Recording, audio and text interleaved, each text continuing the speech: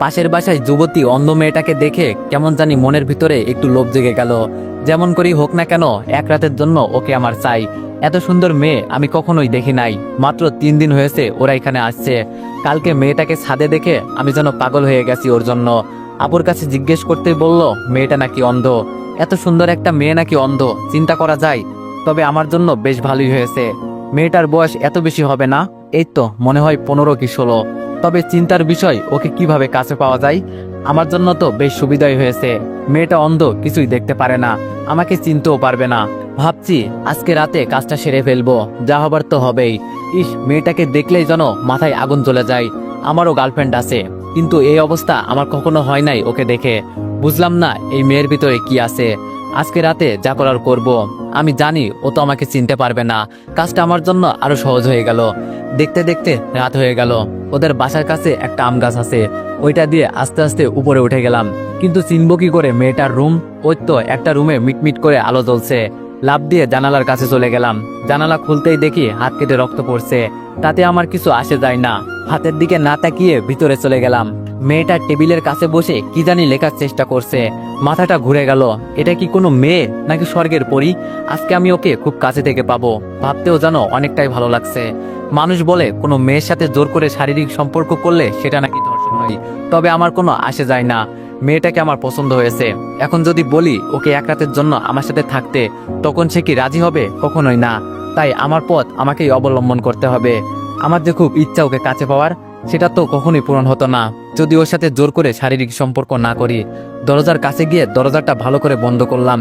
ভিতর থেকে যদি গরুর মতো চিৎকার করলেও বাইরে কেউ শুনতে পারবে না। মেয়েটার পিছনে গিয়ে দাঁড়ালাম। ওর শরীর থেকে আলাদা একটা সুঘ্রাণ বেরোচ্ছে, যেটা আমাকে আরো পাগল করে দিচ্ছে। মেয়েটা পিছনে ফিরে বলল, কে কে এখানে? আরে এ তো দেখি সব টের পাই। আমি একটু দূরে সরে গেলাম, দেখি ও কি করে। তবে মেয়েটা বসা থেকে উঠে দরজার কাছে চলে যাচ্ছে। খুব ভালো করেই বুঝতে পারছি ও কি করতে চাইছে। তাড়াতাড়ি মেয়েটার কাছে গিয়ে ওকে কোলে তুলে বিছানার উপর ফেলে দিয়ে আমি ওর উপর শুয়ে পড়লাম। মেয়েটা এবার কান্না সুরে আমাকে বলল, ভাইয়া আমাকে ছেড়ে দেন, আপনার পায়ে পড়ি। আমি বললাম সে পড়িও, এখন আমি যেই কাজে আসছি সেটা করি, চুপচাপ শুয়ে থাক। মেয়েটা এবার চোখের পানি ছেড়ে দিয়ে ছটফট করতে করতে বলল, আপনি আমার ধর্মের ভাই লাগেন, আমাকে ছেড়ে দেন। আমি একটা অন্ধ মেয়ে, আমার এত বড় সর্বনাশ করবেন না।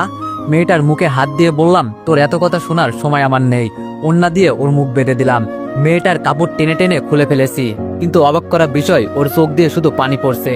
বুঝলাম ওর দিকে তাকিয়ে থাকলে মায়া লেগে যাবে আমার। আমি আমার মতো কাজ করতে লাগলাম। সব শেষ করে উঠে টি শার্ট গায়ে দিতে দিতে ওর মুখের বাঁধন খুলে দিলাম।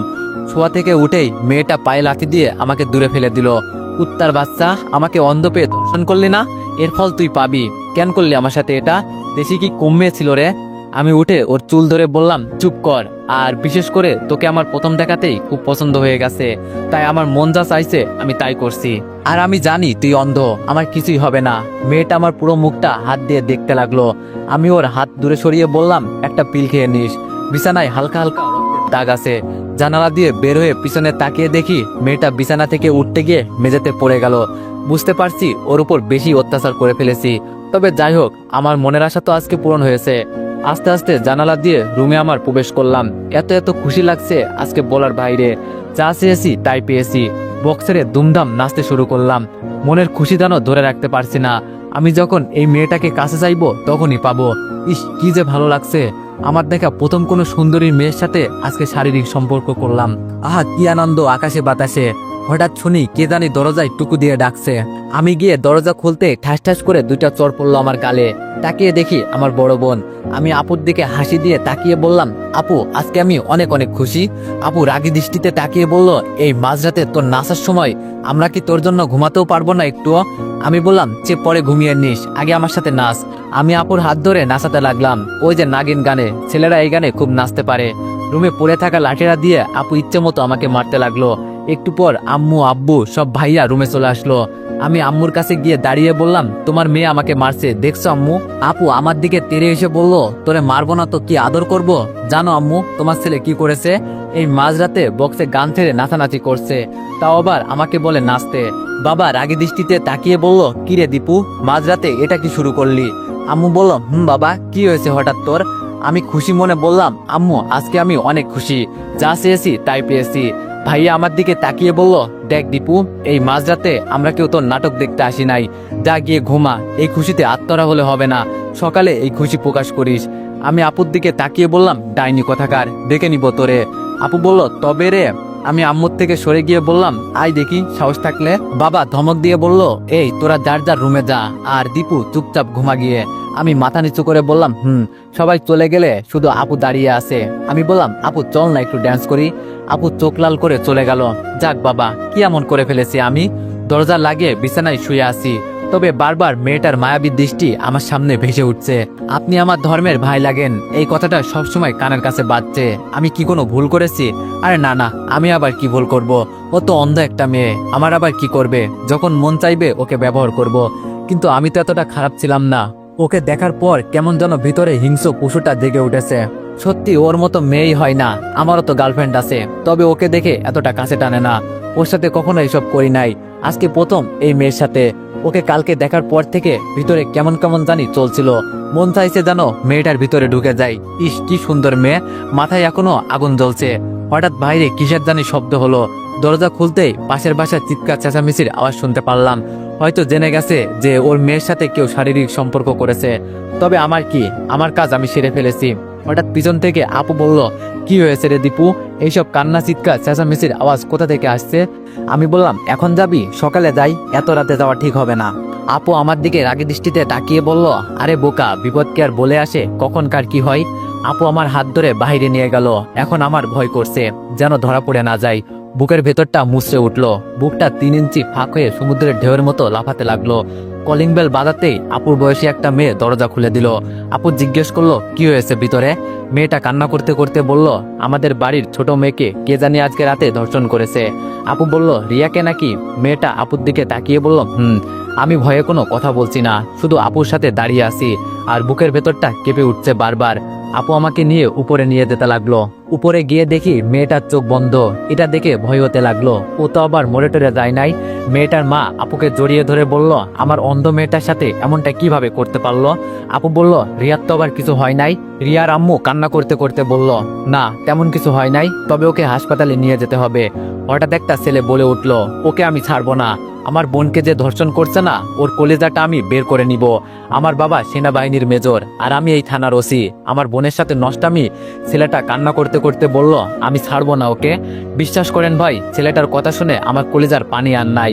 দূর, কেন দিয়ে এসব করতে গেলাম? এখন আমি যে কোনো সময় অজ্ঞান হয়ে মাটিতে পড়ে যেতে পারি, এমন অবস্থা হয়েছে আমার। হঠাৎ দেখি বিছানায় এক কোণে আমার হাতের ঘড়িটা পড়ে আছে।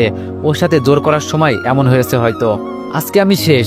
আপুকে ছেড়ে আস্তে আস্তে লুকিয়ে ঘড়িটা হাতে নিয়ে পকেটে রেখে দিলাম। সবাই রিয়াকে নিয়ে ব্যস্ত, এই জন্য আমার উপর কারণ নজর পড়ে নাই। রিয়ার ভাই ওকে কোলে তুলে নিয়ে যাচ্ছে। আমি আপুর দিকে তাকিয়ে বললাম, কই নিয়ে যাচ্ছে আপু ওকে? আপু বলল, হাসপাতালে নিয়ে যাচ্ছে। কিন্তু কে এই কাজ করলো? এই অন্ধ একটা মেয়ের সাথে? সি সি, আমি তো ওকে সামনে পেলে। আমি বললাম, আপু চল না, আমার ভালো লাগছে না, ঘুমাতে হবে। আপু আমার দিকে তাকিয়ে বলল, তুই এভাবে ঘেমে যাচ্ছিস কেন? কপালে হাত দিয়ে দেখি সত্যি। আমি কথা কাটানোর জন্য বললাম, আরে আপু চল তো, আর এমনিতেই আমার আজকে গরম বেশি লাগছে। আপু বলল, তুই এমন করছিস কেন আজকে, বুঝলাম না। আপুকে নিয়ে বাসায় চলে আসলাম, দেখি আম্মু আব্বু দাঁড়িয়ে আছে। আমি আপুকে বললাম, আমি ঘুমাতে গেলাম, তুই কথা বল। এই বলে রুমে এসে সরাসরি ওয়াশরুমে গিয়ে শরীরে পানি দিয়ে ঠান্ডা করতে লাগলাম। ঝর্ণার পানিতে যেন শরীর ঠান্ডা হতেই চাচ্ছে না। আমার জীবনটা শেষ হয়ে যাবে। কি করলাম আমি আজকে? ওর পরিবার সম্পর্কে আমার আরো আগে জানা উচিত ছিল। মানুষ বলতো না জেনে কিছুই করা উচিত না। সারা রাত ঘুমাতে পারলাম না, সেই সাথে একটু ঘুম হলো। হঠাৎ মনে হলো আমাকে কেউ টেনে নিয়ে যাচ্ছে। তাড়াতাড়ি চোখ খুলে তাকিয়ে দেখি আপু আমাকে মেঝেতে ফেলে পা ধরে টেনে বাইরে নিয়ে যাচ্ছে। লাফ দিয়ে দাঁড়িয়ে পড়লাম। মেজাজ একেবারে এটা দেখে গরম হয়ে গেল। এমন বোন থাকার চেয়ে না থাকাই অনেক ভালো। রাগের দৃষ্টিতে আপুর দিকে তাকিয়ে বললাম, এই ডাইনি, তুই সকাল সকাল আমার সাথে কি শুরু করলি? আমাকে কি একটু শান্তিতে ঘুমাতেও দিবি না? আপু আমার কাছে এসে বলল, কয়টা বাজে, খেয়াল আছে তোর? আমি বললাম, কয়টা আবার? হয়তো 6টা কি 7টা। আপু আমাকে ঘড়ি দেখিয়ে বলল, 10টা বাজে। আমি একটু আশ্চর্য হয়ে বললাম, 10টা বেজে গেল আর আমি টেরও পেলাম না? আপু বলল, তোরে সেই কখন থেকে ডাকছি, তোর কোনো খবরই নাই। আমি বললাম, তাই বলে তুই আমাকে টেনে নিয়ে যাবি? আপু বলল, এছাড়া আমার কাছে কোনো উপায় ছিল না, মরার মতো তো ঘুমিয়ে পড়ে থাকিস সারাক্ষণ। আমি বললাম সব দোষ তোর, রাতে যদি আমাকে নিয়ে না যেতি তাহলে আমার ঘুম থেকে উঠতে এত লেট হতো না। আপু বলল, দেখ তোর বক বক বন্ধ কর, এখন গিয়ে রেডি হ। আমি একটু খুশি হয়ে বললাম, তোর জামাই দেখতে যাবো বুঝি? আপু লাঠিটা দেখিয়ে বলল, এটা কি তো চিনিস ভালো করেই? আমি বললাম, তো কই যাবি? আপু বলল, হাসপাতালে যেতে হবে, রিয়াকে দেখে আসি। আমি তুতলিয়ে বললাম, কি আপু? আপু বলল, বলছি হাসপাতালে যেতে হবে, রিয়াকে দেখে আসি কেমন আছে ও। রাতে তো তোর জন্য চলে আসছি, ভালো করে দেখতেও পারলাম না। আপুর কথা শুনে আমার এখন প্রচুর ভয় হতে লাগলো। হাসপাতালে গেলে যদি ধরা পড়ে যাই। রিয়ার ভাই প্রচুর চালাক, রাতে যেভাবে আমার দিকে আর চোখে তাকিয়েছিল বাবা, তখনই আমার খুব ভয় হয়েছিল। আপু আমার চুলটা টান দিয়ে বলল, কিরে কথা বলছিস না কেন? আমি ভয়ে ভয়ে বললাম, আপু তুই যা, আমার একটু কাজ আছে। আপু বেশ কিছুটা রেগেই বলল, আমি তোরে বলছি না রেডি হতে, যা গিয়ে রেডি হ, এত কথা বলিস কেন? আমি আপুর একটা হাত ধরে বললাম, আপু আমার না একটা বন্ধুর সাথে দেখা করা লাগবে, তুই বরং ভাইয়াকে নিয়ে যা। বড় কথা হলো যে কোনো মূল্য হলেও আমাকে এই বিপদ থেকে বাঁচতে হবে। জীবনে সবচেয়ে বড় ভুল করে ফেলেছি, এখন মনে হচ্ছে যদি এই বিপদ থেকে বাঁচতে না পারি জীবনটাই বরবাদ হয়ে যাবে। একটু খুশির জন্য কি না করলাম আমি। আপু আমার চোখের দিকে তাকিয়ে বলল, তোর কি মনে হয় ভাইয়া আমার সাথে যাবে? ও তো সারাক্ষণ ওর হবু বউকে নিয়ে পড়ে থাকে, নইলে কি তোরে বলতাম আমি? এবার আমার কপাল দিয়ে রাতের মতো ঘাম ধরতে শুরু করবে বুঝি। কি এক বিপদে পড়লাম, আপু আমাকে নিয়ে যাবেই, এটা খুব ভালো করেই বুঝতে পারছি, বাঁচার মতো কোনো রাস্তা নেই। আমি বললাম, আচ্ছা আপু তোরা হাসপাতালে দিয়ে চলে আসলে হবে। আপু বলল, দেখ ভাই আমার মাথা গরম করিস না, নাইলে রাতের মতো। আমি আর কিছু বললাম না, জানি আপুর সাথে আমি পারবো না, তাই সরাসরি ওয়াশরুমে ঢুকে ফ্রেশ হলাম।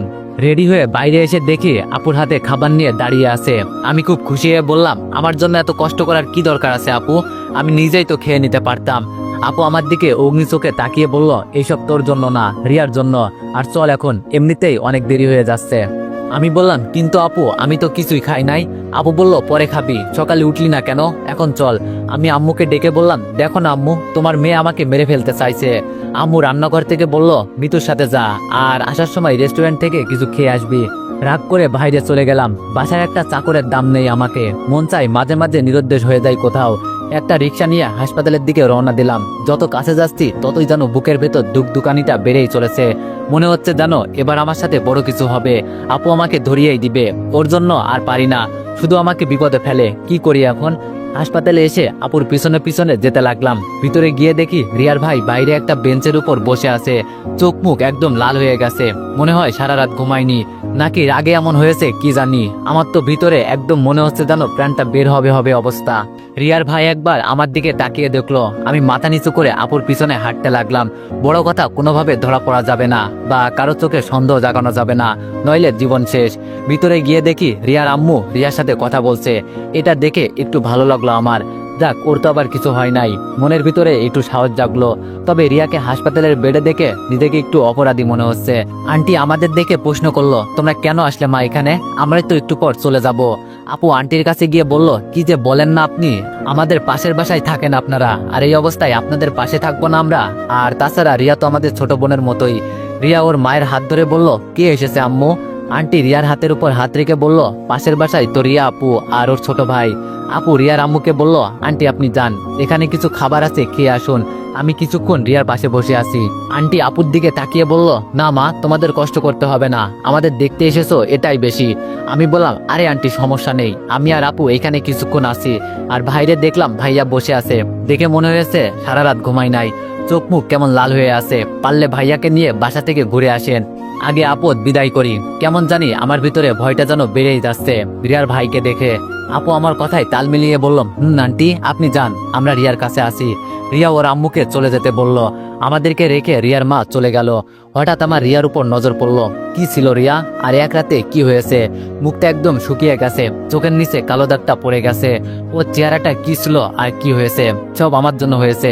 নিজের উপর এখন নিজেরই ঘৃণা হচ্ছে। এইসব করার আগে একটু চিন্তা ভাবনা করতাম। এত সুন্দর একটা মেয়ে, আর এক রাতের মাঝে কি হয়েছে?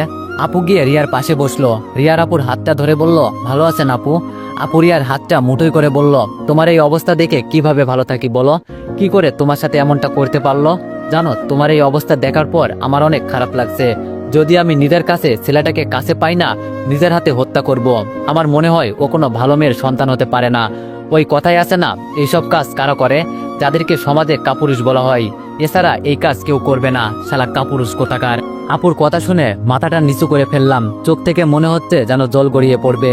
আমার আপু আমাকে কাপুরুষ বলল, ঠিকই তো বলেছে, আমি কোনো ভালো মেয়ের সন্তান হতে পারি না। একটা মেয়ের উপর লোভ দেওয়ার কারণে আজকে আমি কি হলাম, সমাজের মানুষের কাছে আমি একজন ধর্ষণকারী সেজে গেলাম। ওই রাস্তায় বেড়ানো কুকুর আর আমার মাঝে কোনো পার্থক্য নেই। এখন মনে হচ্ছে ওরা মাঝে মাঝে খালি রাস্তায় কোনো মেয়ে পেলেই যেন ছিঁড়ে ছিঁড়ে খায়। আমার আর ওদের মাঝে তো এখন মনে হচ্ছে কোনো পার্থক্যই নেই। ছি, নিজের উপর এখন ঘৃণা হচ্ছে। রিয়া মৃত অপর হাত ধরে কান্না করতে করতে বলল, জানেন আপু, আমার অনেক ইচ্ছা ছিল, সব শেষ করে দিয়েছে।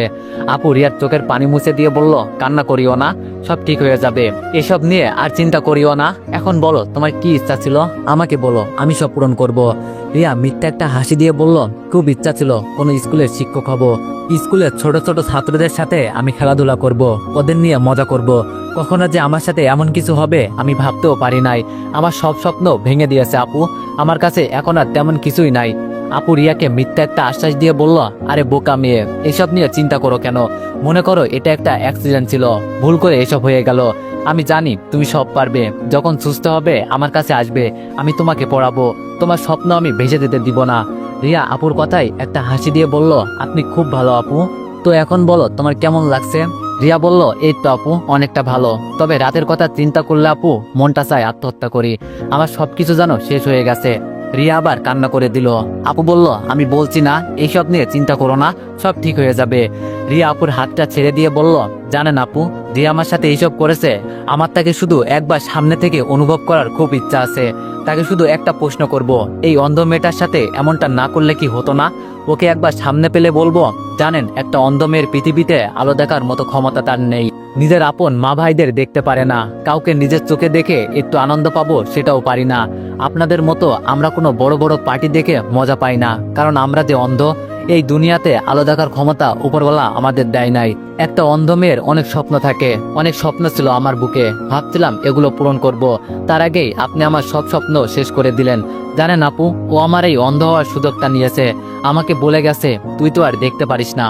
তো এভরিওয়ান, তোমরা অনেকেই দেখতেছি গল্পটিতে বাজে মন্তব্য করতেছো, তো তোমাদেরকে বলি, ফার্স্ট পার্ট দেখেই কেউ বাজে মন্তব্য করবেন না, আগে পুরো গল্পটি শুনুন, তারপর না হয় যা ইচ্ছা তাই করেন। আর শেষ পর্যন্ত শুনে যদি গল্পটি ভালো না লাগে তাহলে আমাকে আনফলো প্লাস আনসাবস্ক্রাইব করে দিয়েন। ধন্যবাদ।